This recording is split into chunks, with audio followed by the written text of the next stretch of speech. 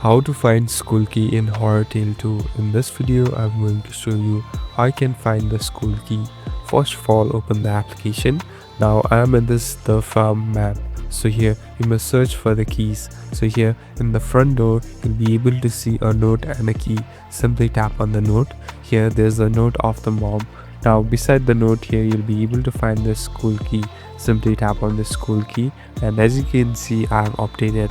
Now you can simply go and put it in the cycle. Simply tap on this hand button again and it has been obtained. Now this school key will be used when you use or go to another map of school, and later there will be some things needed. Thank you for watching this video. I hope this video will help you.